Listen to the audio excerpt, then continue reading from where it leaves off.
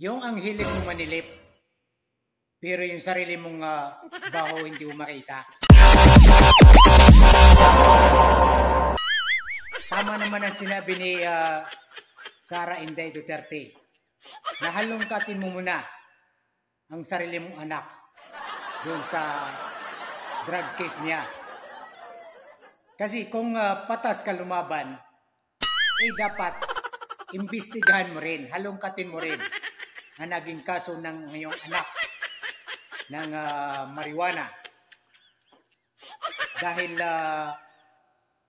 biglang naglaho o nawala yung kaso niya. Dahil siyempre, kayo yung nakaupo, gagawa niyo ng paraan.